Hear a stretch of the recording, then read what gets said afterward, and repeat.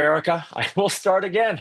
I'm your host, Eric Peng, and welcome to our seminar series. This is week number 3 of 8 great and diverse talks in the wildfire space. I'd like to acknowledge the Climate and Energy Policy Program, the Stanford Sustainability Data Science, and the Woods Institute for helping sponsor this seminar series. We hope you'll join every single week. They are nominally recorded unless requested by a speaker's employer to not record it. So if you somehow miss a talk, contact me, and we do have a YouTube channel on data science, which archives these talks. We are pleased today to have Erica Peng with us. Erica has worked with over 1,500 business leaders, social entrepreneurs, and change agents as an executive coach and faculty member at the UC Berkeley Haas School of Business, where she teaches her course, Interpersonal Skills and Embodied Systems Leadership. Erica holds a bachelor's here from Stanford in Urban Studies and a master's from Organizational Development at Sonoma State. I've only gotten to know Erica a little bit over the past few months, but her passion, energy, and insights into the wildfire problem space are a breath of much needed fresh air. I know you'll agree with me after hearing her speak today on what's missing in wildfire mitigation, how our fight, flight, freeze neurobiology prevents us from protecting ourselves from fire. I'm going to stop sharing, Erica, and let you take controls of this talk. I know people, you're going to really enjoy hearing Erica's perspective. Excellent. Thank you so much, Derek. So yes, what's missing in wildfire mitigation? It's something that I think is on so many of our hearts and minds. So I want to just start with some context and set the stage. So I do work with leaders, teaching them about fight, flight, freeze, but I'm also the lead Firewise organizer in my neighborhood here in El Sobrante. This is a street view from the top of my driveway, looking towards hundreds of acres of Kennedy Grove Regional Park. You see all the eucalyptus, and there's so much more beyond that. There's also a reservoir, so there's also East Bay mud property. So we have multiple agencies, multiple property owners that make it complicated. We're in a very high fire hazard severity zone. I self-evacuated in 2016 and 2017, and I actually wrote a blog post about my own fight, flight, freeze that I was noticing as I was getting my to-go bag ready and packing my car. Because I teach this, I was very, very aware of what was happening within my own capacity. And then I had a to-go bag by my front door, probably for the next couple years, just in case.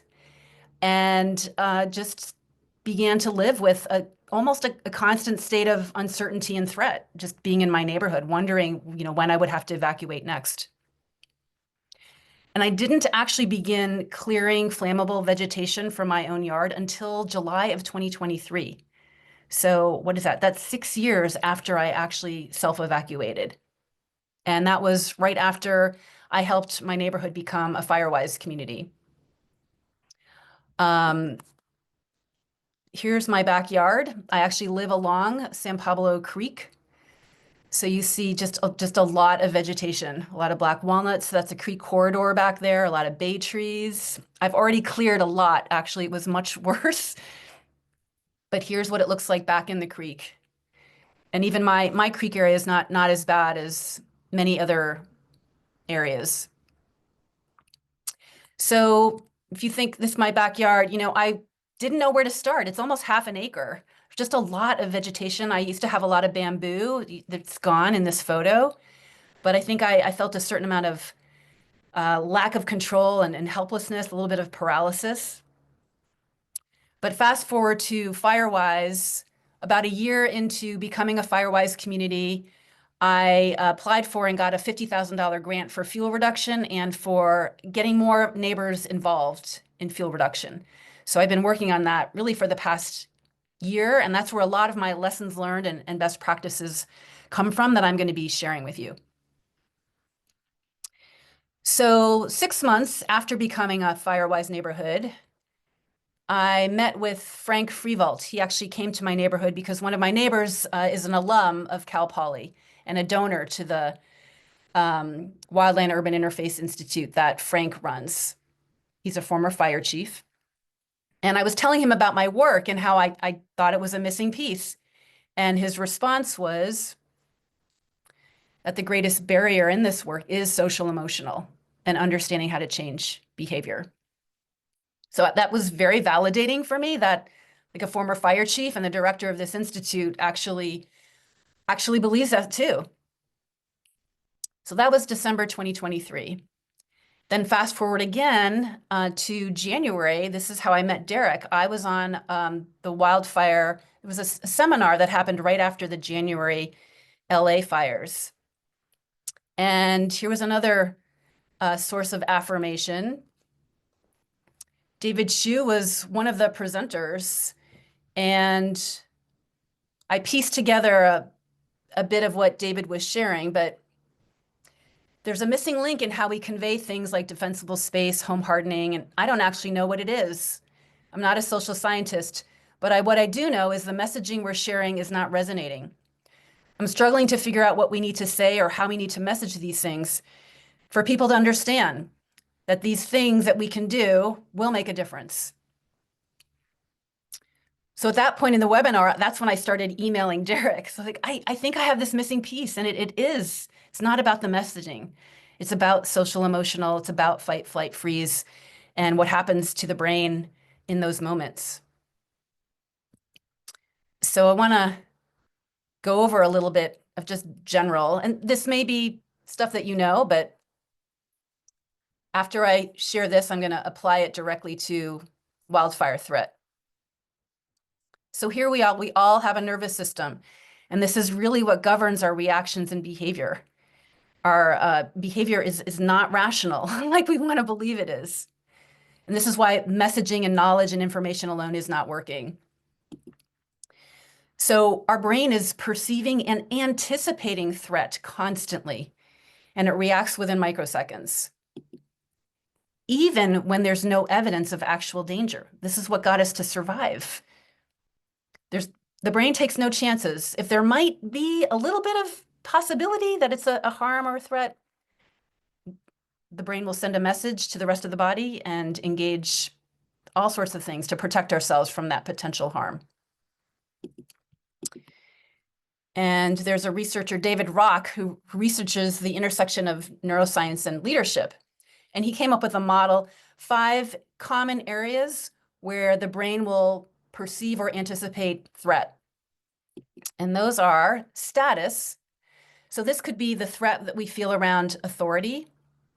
It can also be the threat that we feel when our own status is questioned. So it could be just someone asking us a question that we don't know the answer for, and it somehow compromises our credibility or our legitimacy.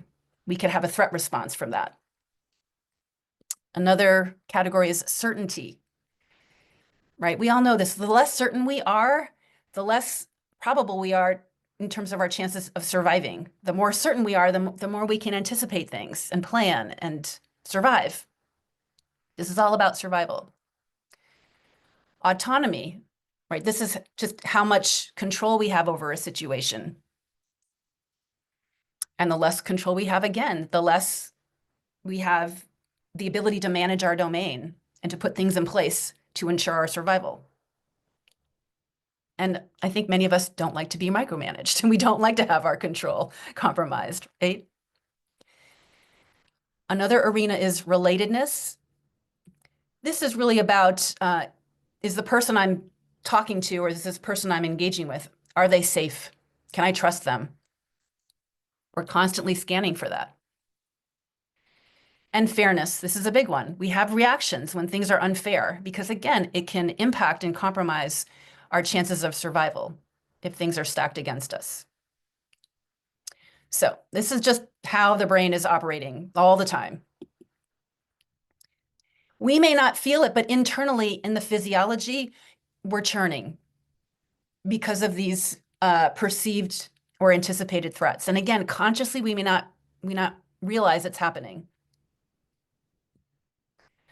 So what happens to performance and functioning in these moments? There's a term, flooding. And as the heart rate approaches 100 beats per minute, our cognitive functioning is actually impaired. So we may have difficulty tracking what someone just said or even tracking a situation. And it's just literally, this is what happens. So when we're triggered in a threat response, the image on the left, we go into protection and survival. It's a very inward orientation. We're just concerned about this individual organism right here. And it's very, very difficult to have an outward orientation in those moments. So our capacity to be creative, to think, to empathize, to connect, to collaborate, to innovate, to strategize, all of these become much more difficult. And these are all the qualities that we need in life, but especially in emergencies. So how does this apply to wildfire threat and wildfire safety? So think about the fight response.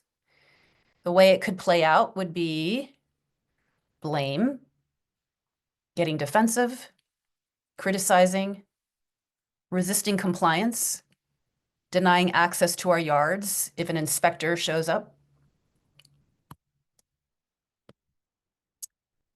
Flight looks a little different.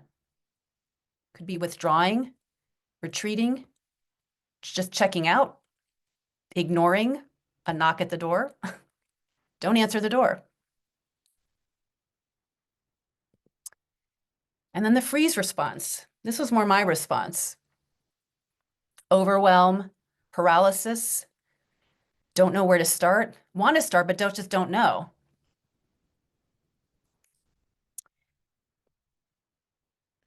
So those are some ways fight, flight, freeze might be playing out.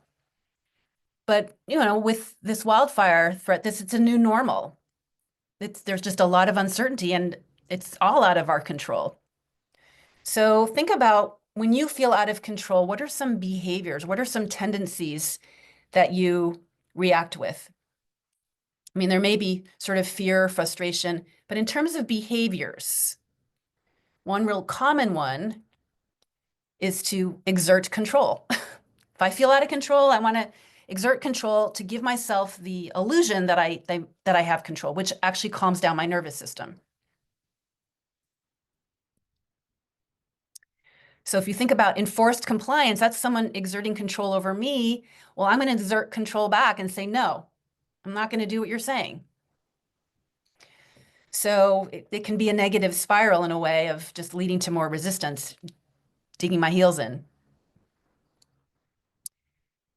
Now, when we have a threat response, there's a lot of just activation and distress. And so we often will seek comfort of what's familiar, even if it's in just a conversation with a very close friend or just being among things that are familiar, including our home, our gardens, our plants. So removing plants that bring us comfort in moments of distress, it's the last thing we're motivated to do.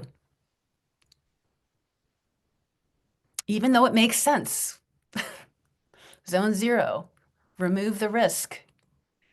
But on a just unconscious, physiological, brain-body level, it's bringing us comfort. So here's another blind spot that's related.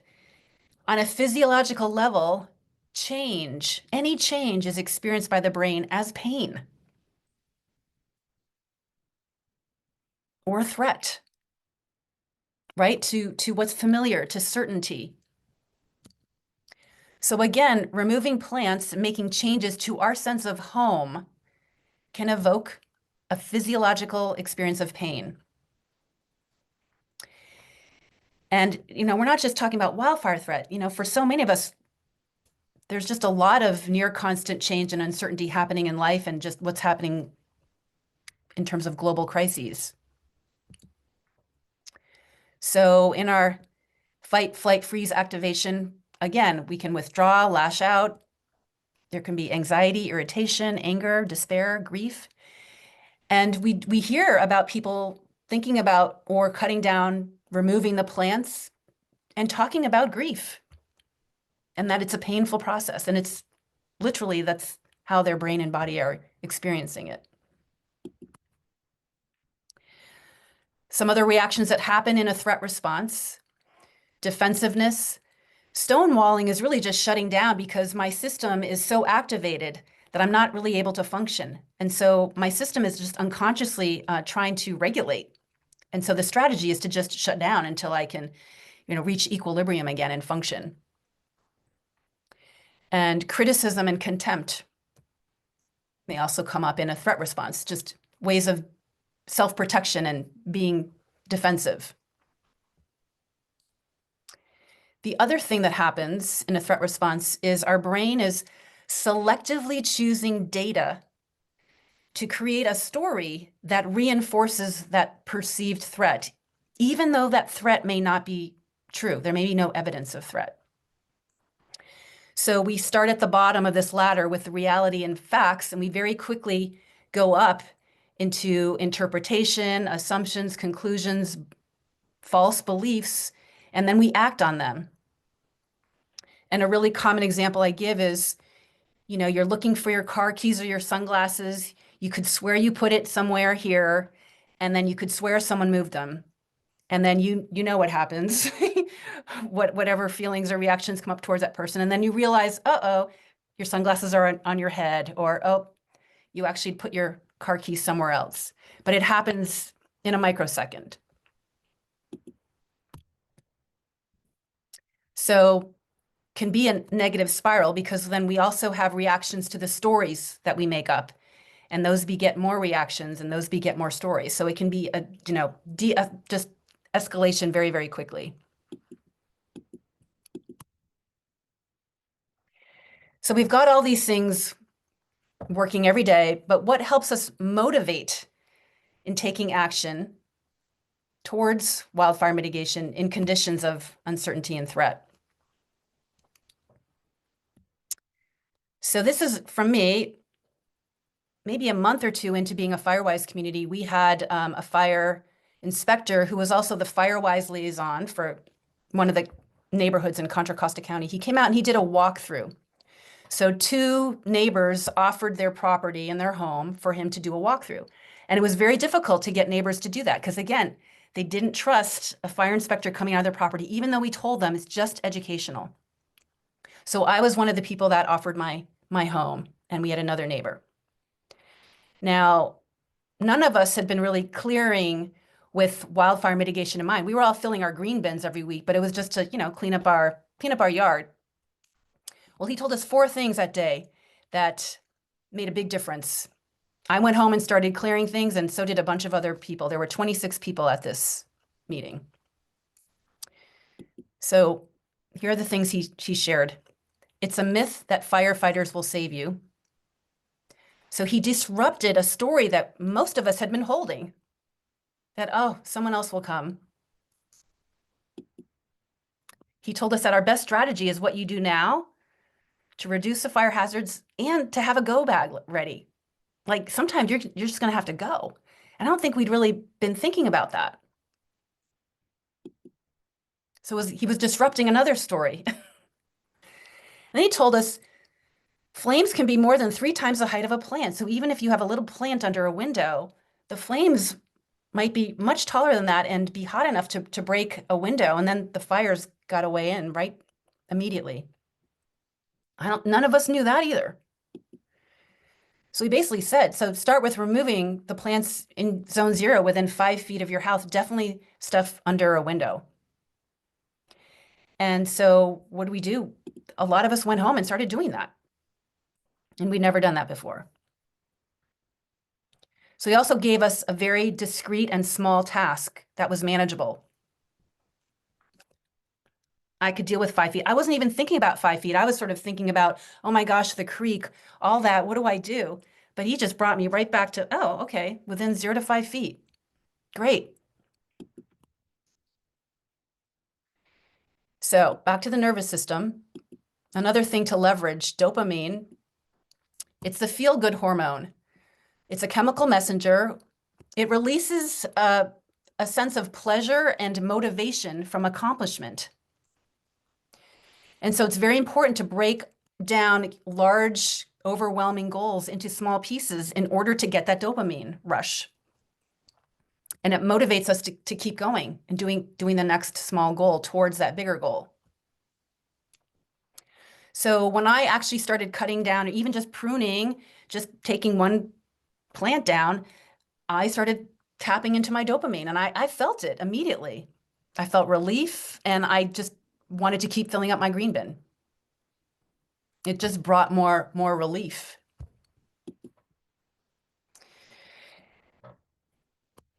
Now I want to shift into some data. So that was more qualitative, my own personal experience in my neighborhood, what was helping. I got this data from Fire Protection Research Foundation. They sent out surveys to, I think, 56 counties in California and 20 some in Oregon that are experiencing more than 50% risk of wildfire.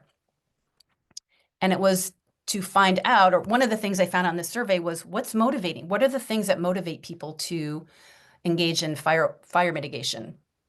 So you'll see at the top, it's the right thing to do, concern about family safety, concern about property damage, protect livelihood and business. These top motivators, there's a little note at the bottom that says, it's often connected to personal experience with wildfire. People who haven't had personal experience with wildfire these aren't necessarily motivators for them. The middle group, we're getting into sort of money, finances, increasing home value, insurance requirements, required by law, concern about fines, lack of home wildfire insurance. I'm sure that one is like maybe at the top of the list now. The lowest one is information from official agencies.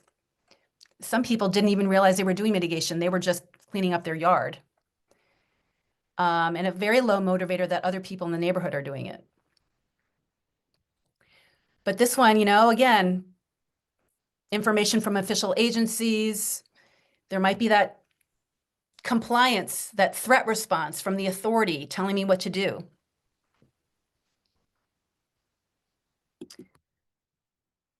So just important to think about these things with the lens of the fight, flight, freeze neurobiology.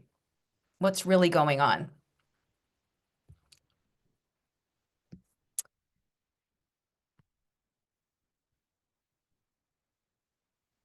Now I want to share a case study from my neighborhood.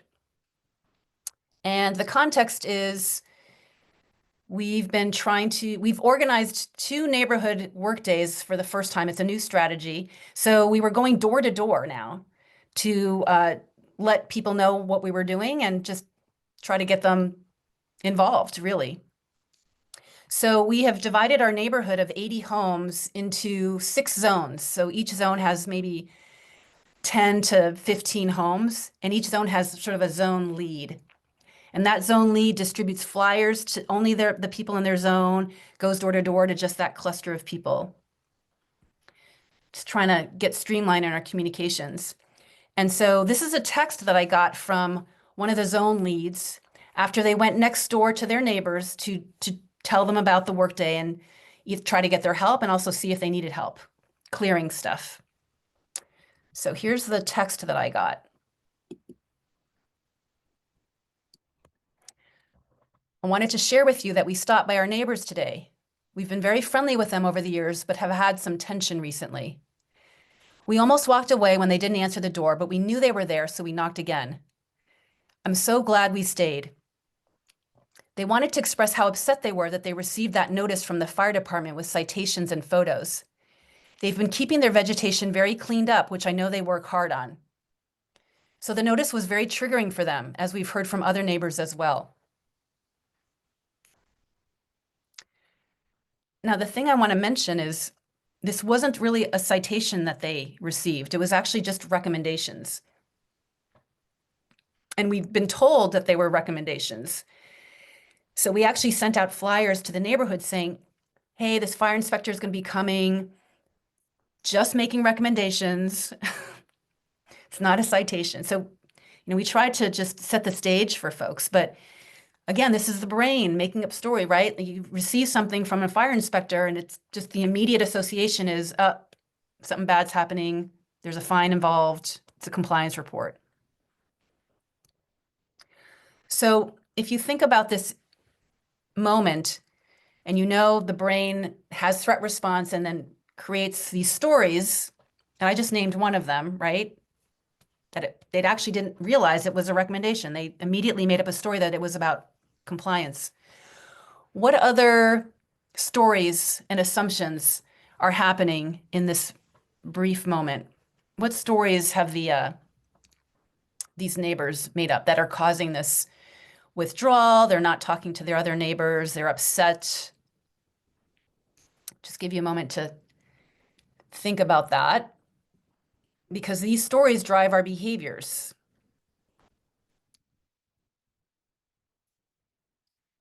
So here's a few that are happening. And this is all unconscious, right? Our care and our effort are not valued, right? They've been actually working hard on their yard, but to get that, what they thought was a compliance report, they didn't feel seen, they didn't feel acknowledged, they didn't feel validated in their identity as good neighbors. They're doing their part. Another story is, well, we can't trust inspectors, so anything that comes from them, it's like not good news. Here's where it gets interesting. You notice the neighbors had said, we've had some tension lately, and they actually weren't answering the door. So there may have been a story that the neighborhood Firewise group was also pressuring them and that they can't trust us either. So they were maybe collapsing us in with whatever they were distrusting about the county fire inspectors. So then here's the action from that assumption. So we need to distance ourselves from our neighbors who have expectations that we can't meet.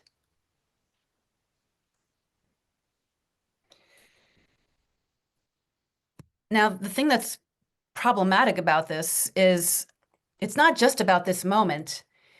Another thing that we're doing is we're also doing a lot of evacuation planning, and that's a whole nother set of strategies, but it requires neighbors to be very connected to each other and in touch and have a really pretty effective communication system happening and trusting each other. And so even though this was an unintended consequence of that recommendation, it's having consequences that are not supporting other efforts that are also part of wildfire safety, like the evacuation planning.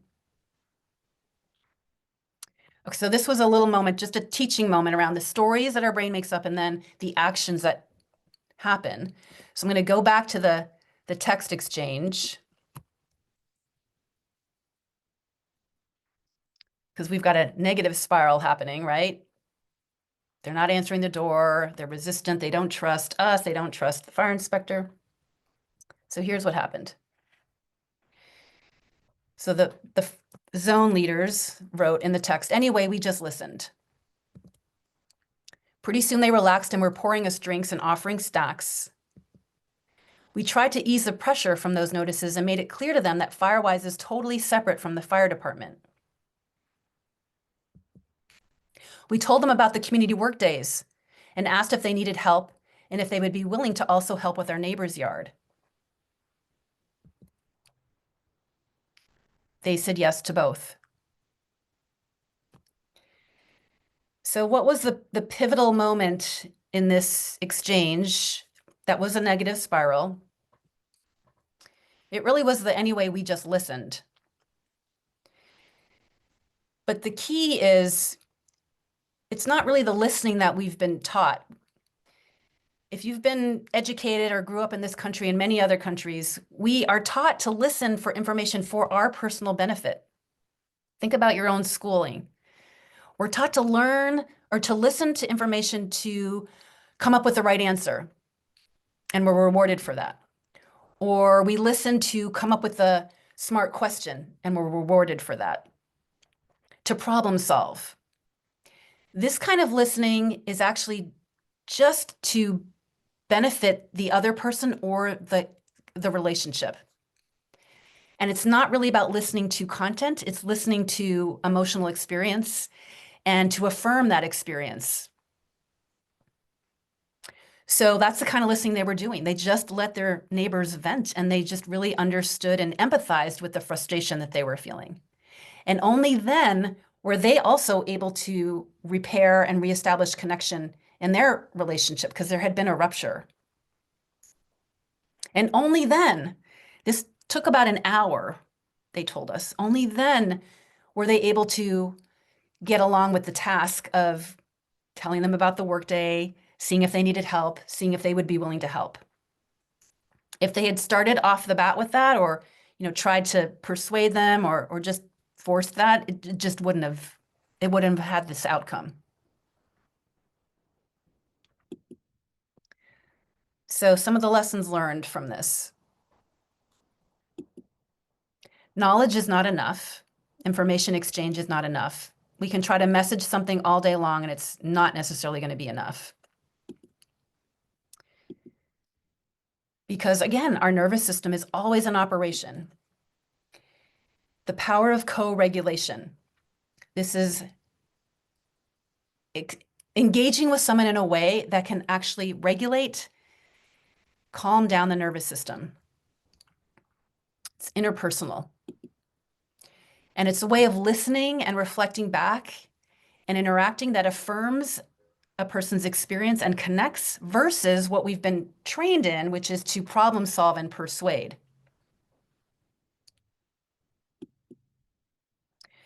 So we really want to interrupt the automatic threat response and the stories that are creating these negative spirals. We want to create positive spirals through this type of engagement and understanding.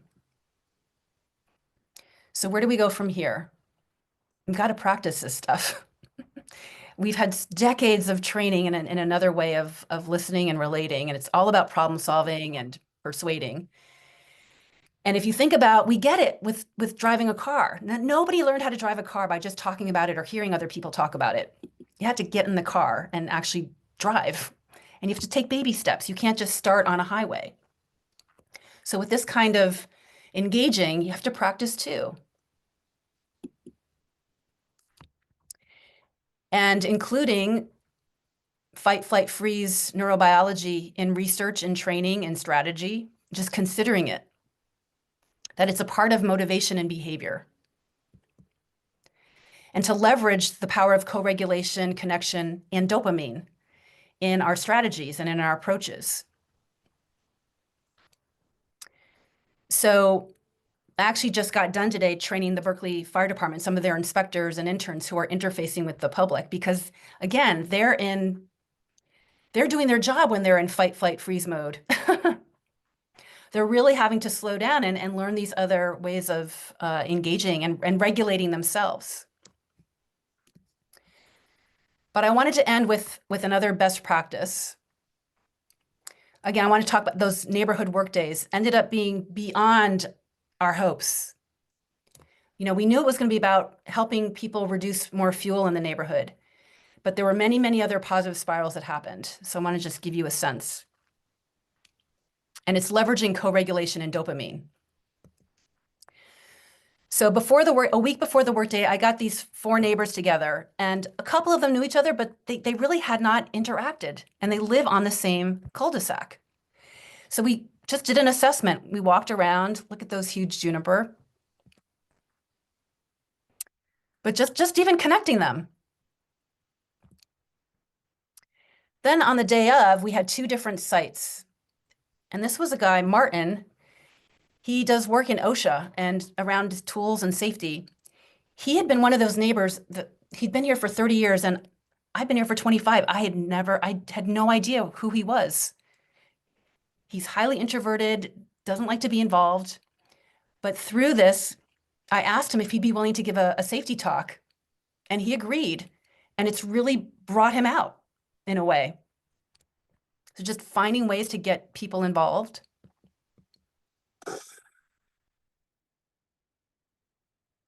People of all ages.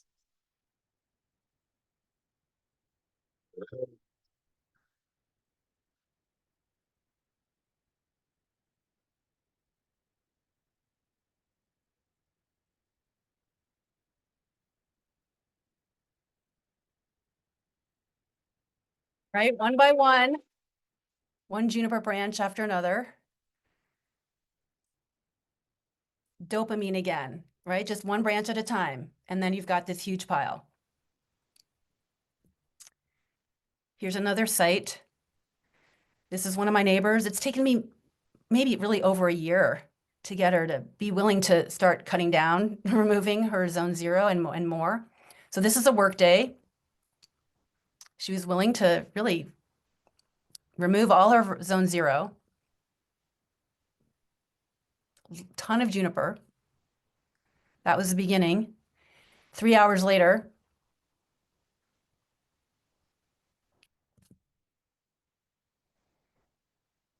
it only took 3 hours.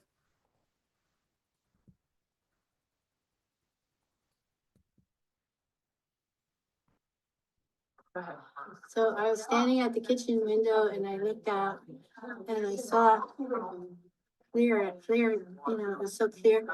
And I thought, I feel safe. I didn't realize I would feel that way, but I feel safe for the first time in years, actually. Now that I've seen that all those, flammable junipers have gotten out. And I didn't know I would feel that way, but I did. And it's a good feeling and I really, really appreciate it. I appreciate all this amazing work. When the people have joined together, that's when things really happen that are good, huh? This is a good example of that. Thank you, Erica, and everybody. I haven't felt so safe in years, actually. I think we're all in that situation. But it's an amazing, amazing feeling there. Thank you. Okay.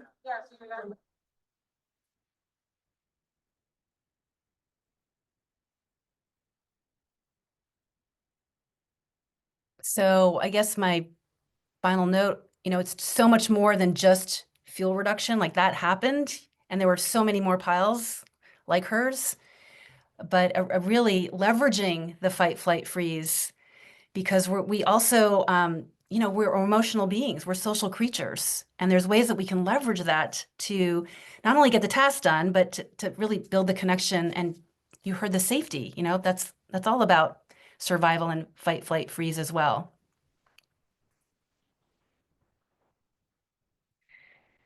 So that was a lot,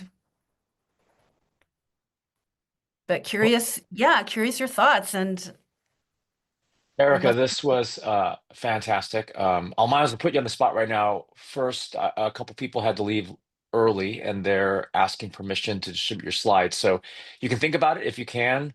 You can PDF them to me because I think some people didn't get to join today, even though we're going to record this. We haven't recorded.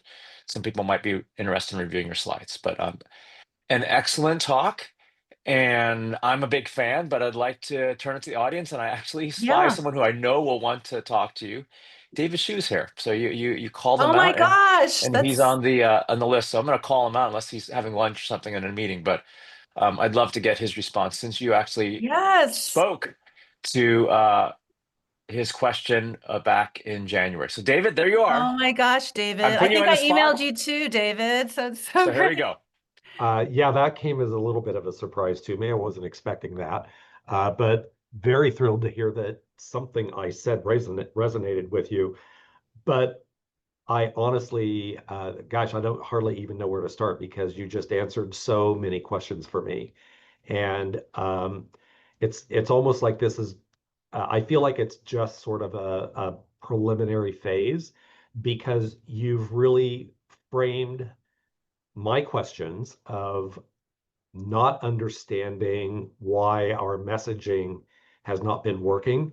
So everything, this entire presentation, everything you just spoke about really explained to me anyway, why our messaging has not been resonating and what those barriers are.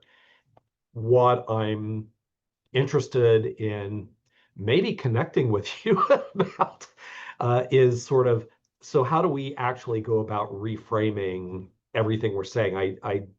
I definitely would like to get your slide deck, because the steps that you laid out as far as how we want to engage with people and listening more and getting them to come to you rather than us trying to force things on them is really resonating with me. And that's going to really change the way I start thinking about how we're presenting this issue. And how we need to approach this. But it really needs to change the conversation. And these were the questions. I gave a talk at the National WUI Conference 2 weeks ago, 3 weeks ago, in Kansas City, and raised that very issue. Is that my concern was that people simply weren't believing us. They can't understand how doing some of these simple things can actually prevent their homes from igniting and burning down in a fire, when all they see on TV is the big fires burning down entire cities and neighborhoods. And how is it possible that you're telling me that doing some of these simple little things could actually work? I don't believe it. And so that's one of the takeaways that I've begun to really realize over the last, I don't know, 6 months or so, is that people just don't believe the message. They find it incomprehensible because they're not fire scientists or researchers. They don't come to any of the conferences and discuss these issues with my crowd. And so we find it impossible to not figure out why people don't understand it, but they just don't. They're not thinking about it on the same plane as us at all. And so there is a really big disconnect and huge chasm between what the general public is thinking and what we're trying to tell them. And so this has just really been really amazing for me to listen to your explanations about this. I really appreciate it. Thank you very much. I am so glad. I'm so glad, because I know you're out there doing this work, but more data is not gonna do it. Yeah. No, that's true. And Need that to do a lot research more listening. and the research, that data from the surveys, those top motivators were effective for people who have had an experience with fire. So they have a real experience. If you haven't had a real experience, then it's really difficult to comprehend, right? It was a little sobering to see the fact that, sitting and like professionals trying to talk about it and explain it to them, we were down there at the very, very lowest rung. So I know, sorry. that really puts it in perspective for me. So Yeah. Well, it is a paradigm shift, not just around yes. fire, but it's really this culture. I mean, I teach this stuff, but I'm one of the very, very few people who are teaching practical practices and skills to interrupt, or to at least even be aware that this is happening. We're not there yet, even just culturally. We don't recognize this inner terrain that's invisible. We're a very concrete data. You got to be able to hold it in your hand and see it in order to believe that it's real. So the whole wildfire safety and mitigation is just nested within that bigger cultural blind spot. Absolutely. I think Kathy has a question. I have a bunch, but I can talk to you anytime, Erica. So I'll let Kathy go first. Erica, thank you so much for your talk. I just wanted to say, I'm a homeowner who falls into it's way too big, where do I start camp? And I think, your presentation really helped to break that down into a problem that can be solved.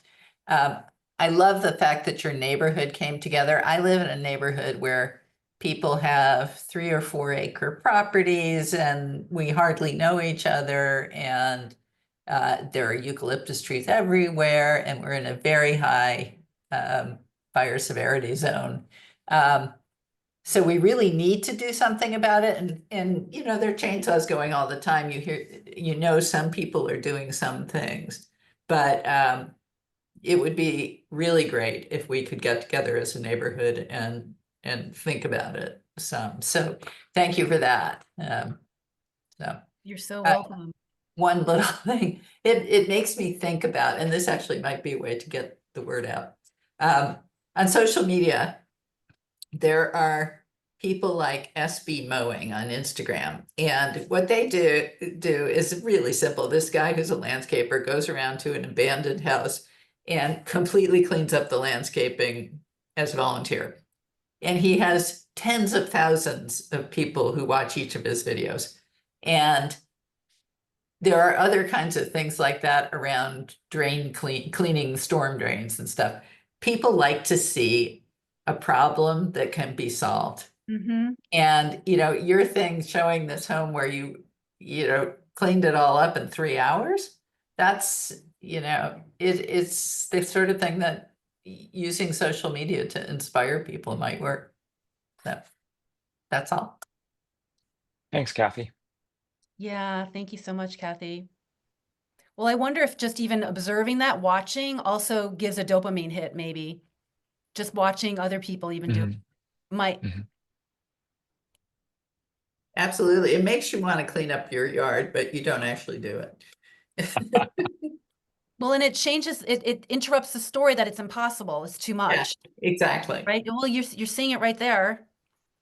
Yes. Yeah. So again, this goes back to the brain and the stories that become our reality.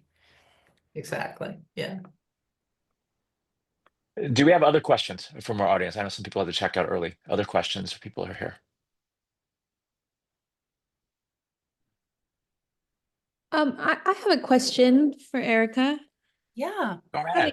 Hi, my name's Jessamine. I work for Fire Safe Marin, so I'm very familiar with communicating wildfire mitigation, and I loved the flight, fight, or freeze discussion. I never took psychology courses in college, but it's always been fascinating.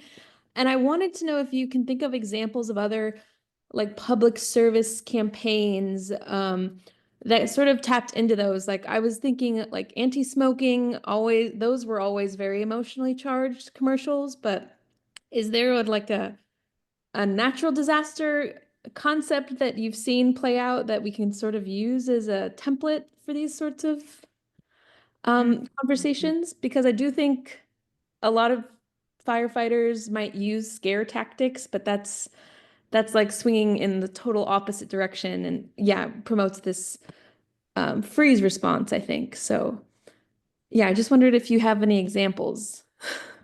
I don't have examples of like a sort of an emergency kind of crisis context. I mean, I have thought about anti-smoking because I think early efforts around that were data driven and it was about your health, and that wasn't getting people anywhere. And it was only after I think a new narrative was created in the messaging, which created a social stigma. So it added sort of a layer of shame to being a smoker. Whereas in earlier days, it was almost cool. And I don't know exactly. I haven't done any research, and I don't know if research has been done. I'm sure there's been a lot of research on this.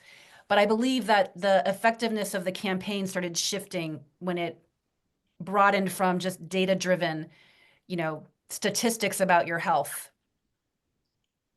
into more social judgment. Yeah. Okay, well, But there was a slide on the fire mitigation that it was not a high motivator that neighbors were doing it or that other people were doing it. right. But it might have to do with like your relationship with your neighbors. If you're not as connected with your neighbors, maybe you don't care. But if you have a closer relationship with your neighbors and you know that what you do is affecting them and what they do is affecting you, so it just really depends, I think. Yeah. Well, thank you. I'll definitely be sharing this video with lots of others because I think it was just very informative. So appreciate you. Thank you. I'm glad. Could I ask another question? Yes. Go ahead, David. And we definitely need to follow up too, David. Yeah. Well, I'm intrigued by the notion that you mentioned the reactions are very specific to whether or not someone has been impacted or has a relationship with an actual wildfire event. And it strikes me as wondering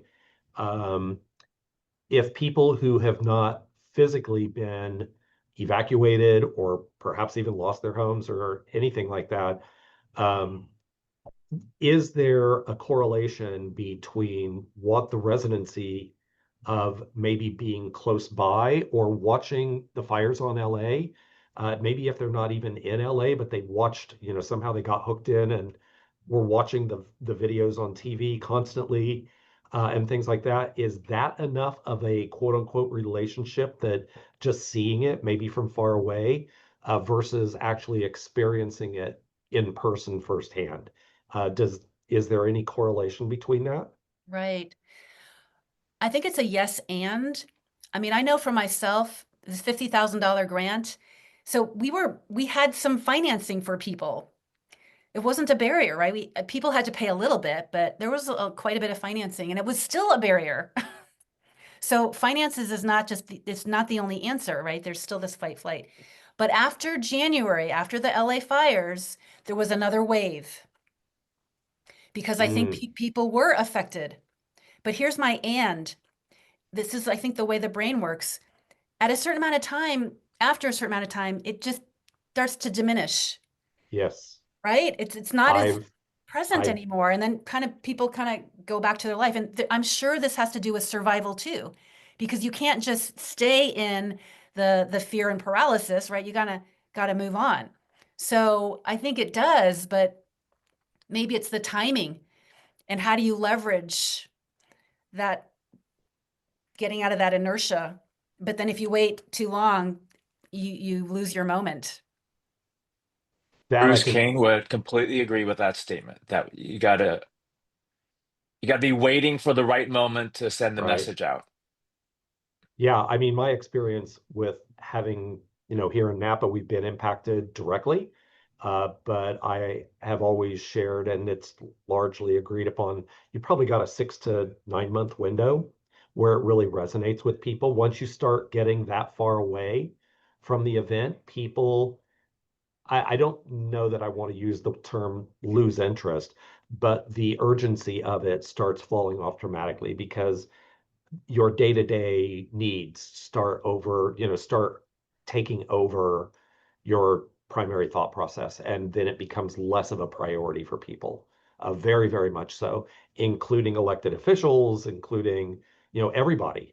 So you really have to kind of jump on it while it's fresh. But the challenge is that here we are several years out now from the last significant big direct fire impact, and how do we keep the motivation and promotion of that fire prevention need fresh and urgent in people's minds? And that's, to me, one of the challenges. But again, these messages have really helped in me being able to maybe think differently about how to message that.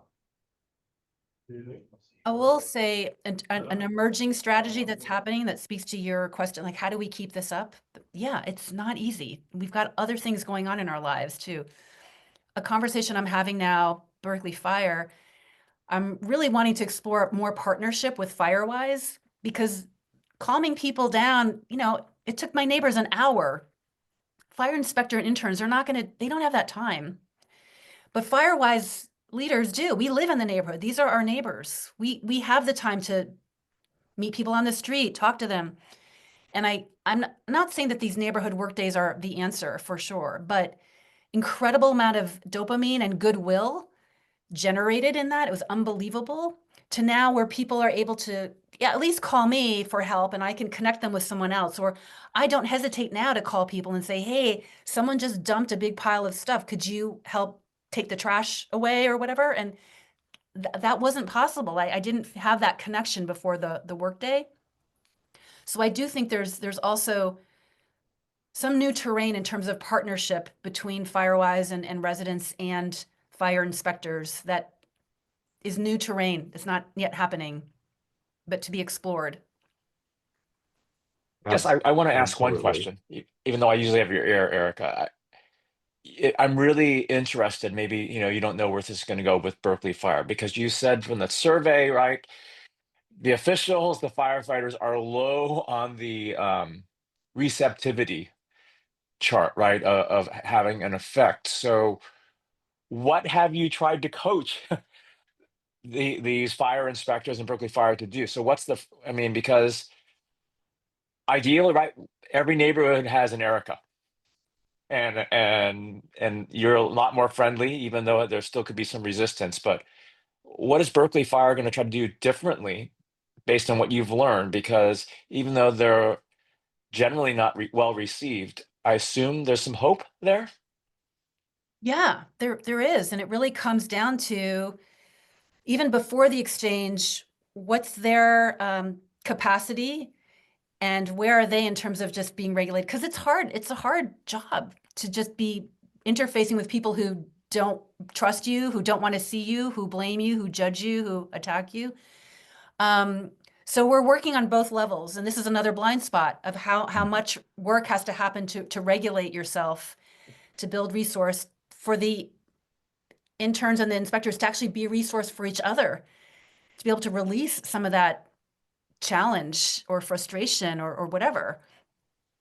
So that's even before you even interface with anybody. But then let's say you have an exchange, you're with a resident or a neighbor, some of their best practices now coming out are really about just connecting on a human level first, and forget about the knowledge, forget about the data, forget about like just what you're trying to get them to do, or even the compliance that you need to give them. But having them look for how to just have a moment of human connection, or if something's mentioned or something in their yard, even just an appreciation or a compliment. So it's just really shifting out of just being on task. How do I get there as quick as I can? Because I've got to visit 50 other homes. And they've told me, they are shifting things in a way to take a bit longer time, and to know that maybe it doesn't all happen in one conversation. You might have to come back or establish that trust. So a lot of it is around the connection and knowing the timing, and some interpersonal and communication skills. But shifting from content to the relationship, right? And that's it's a big paradigm shift for us, because we've been trained to relate based on data and information to problem solve. My wife's a mental health clinician, so she would agree on all these other fronts too, right? The relationship's more important than having the rational facts. Well, we are out of time, but this has been a wonderful talk, Erica, a wonderful dialogue. I know a lot of people are going to listen to your recording because they couldn't make it today. If we can connect and get a PDF of your slides, I can distribute those to people who are interested in it. And those of you who are still online and going to watch this recording, we got a great segue into next week. Surprisingly, we have PG&E in the house, but they're going to talk about just PG&E causing fires. Kevin Johnson's going to speak to how PG&E is trying to interface and connect and partner with communities for wildfire mitigation. So I hope you'll join us next week. Again, Erica, thank you for your great talk. We appreciate your time and your insights, and a fresh and important perspective to the problem. Have a great day, everybody, and hope to see you again soon. Bye-bye. Thank you. Thank you so much.